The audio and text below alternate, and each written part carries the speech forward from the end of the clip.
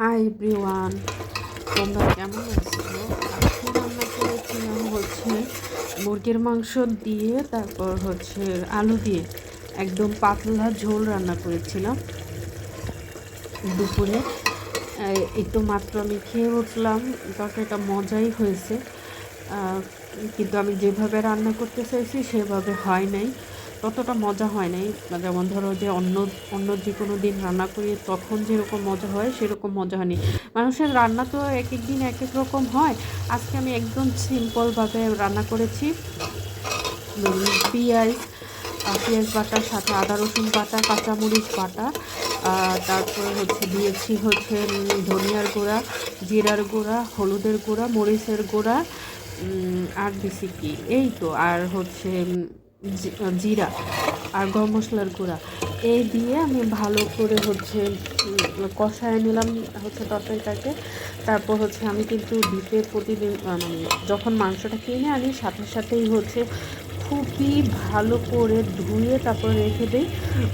তারপরে রান্না করার হচ্ছে 5-10 মিনিট বা 20 মিনিট আগে হচ্ছে আমি মাংসটাকে নামায়া তারপর হচ্ছে পানিতে লবণ দিয়ে ভিজায় রাখি। খুব তাড়াতাড়ি গলে যায়, একদম স্মুথলি গলে যায়, খুলে যায়। তারপর হচ্ছে আমি বসায় দিছিলাম, দিয়ে ভালো করে কষায়া তারপর হচ্ছে বেশি করে পানি দিয়ে দিলাম, যেহেতু আমি প্রেশার কুকারে সিটি দেব।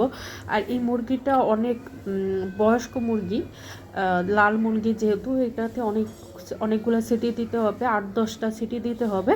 যে কারণে হচ্ছে আমি একটু পানি বেশি করে দিয়েছি, যাতে করে হচ্ছে 8-10টা সিটি দিতে তো প্রেশার কুকারে অনেক সময় লাগবে। যাতে হচ্ছে অনেক সময় দেখি যে প্রেশার কুকারে সিটি দিতেছি কম পানি দিয়েছি কিন্তু পোড়া লেগে যায়। তো এই সমস্যা থেকে উদ্ধার পাওয়ার জন্য আমি কি করলাম, বেশি করে পানি দিয়ে তারপর হচ্ছে প্রেশার কুকারে ঢাকনা দিয়ে দিলাম। ঢাকনা দিয়ে তারপর হচ্ছে 4-5টা সিটি দিয়ে নিলাম।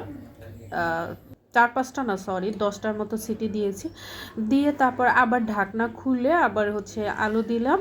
আলু দিয়ে তারপর হচ্ছে আলুর মধ্যে আলু দেওয়ার সময় একটু পানি দিয়েছিলাম। প্রেশার কুকার খোলার পরে পানিটা কমে গেছে, একদম কমে গেছে।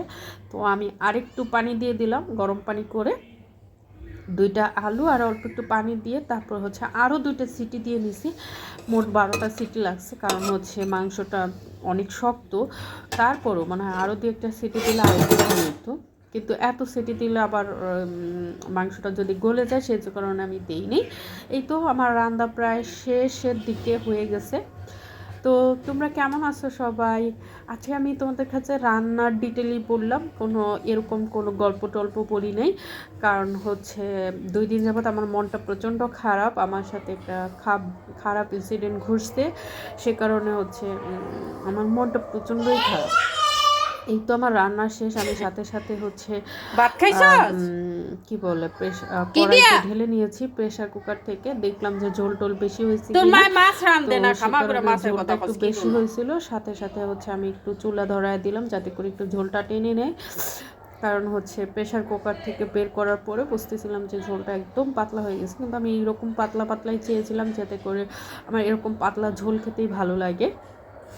তো যেই কথা সেই কাজ। তো আমি একটু চুলা ধরায় পানিটা একটু টানায় নিলাম, কারণ মাছ হচ্ছে রাঁধছি। প্রেশার তোর কুকারে মায় রান্না মাছ করে রান্ধে একটু কবে? চুলায় হচ্ছে তোর প্রেশার মায় তো কুকার থেকে মাংসই বের রান্ধে। করে একটু চুলায় ঢেলে তারপর হচ্ছে একটু গরম মশলা না দিলে সেই তরকারিটা আর ভালো লাগে না। কি মাছ দিয়ে তো ভাত আমি খাইছস? একটু গরম মশলা দিয়ে নিছি, কিন্তু গরম মশলাটা দেওয়ার সময় আমার ভিডিওটা হ্যাঁ, করতে আমি মনে তো ছিল না, কইলামই যে তোর মায় তো বেশিরভাগ ভুলে মাংসই গেছি। রান্ধে।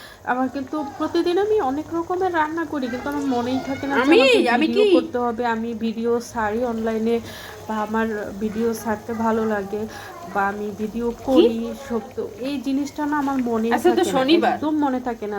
তো আমি কি করব বলো? শনিবার না তো আর রবিবার? কি করার, মনেই ছিল না। মাঝে মাঝে আমি ভিডিও করে রাখি, কিন্তু ভিডিওটা এডিট করা হয় না। এরকম সমস্যা আমার ইদানিং হচ্ছেই। তো আমি তো রাগ হয়ে 2 মাস, এমনি প্রায় 2 মাসের মতো হচ্ছে পেজটাই ইয়ে করিনি, কারণ হচ্ছে আমার পেজটা জানুয়ারি মাসে বুঝিয়া গেছে মনিটাইজেশন কা হয়েছে। হন হয় বড়ইছে না। সেখানে 1 টাকাও ইনকাম নেই। আমি কিন্তু মানে বুঝে ওই যে একদম দেখে বিনা ওর বাপে পয়সায় থাকে হচ্ছে এই যে মঙ্গলবারে। ফেসবুকে কাজ করতেছি বা ইউটিউবে কাজ করতেছি। আমি আমাকে কোনো টাকা পয়সা দেয় না, তবুও মানে এত কষ্ট করে মনিটাইজেশন আনলাম, সব কিছু করলাম, সেখানে যদি ফেসবুক আমাকে একটু না সাপোর্ট করে, আমার ভিডিও যদি ভাইরাল হওয়ার জন্য ফেসবুক আমাকে কোনো রকম এফোর্ট না দেয়, তাইলে আমি কীভাবে আগাবো? তো এই কারণে আসলে কার সাথে রাগ হবো, নিজের সাথে, নিজের ভাগ্যর সাথে, নাকি কার সাথে আমি রাগ হবো? আমার ভাগ্যটাই খারাপ আসলে। বাই বাই ভালো এভরিওয়ান। লাগতেছে।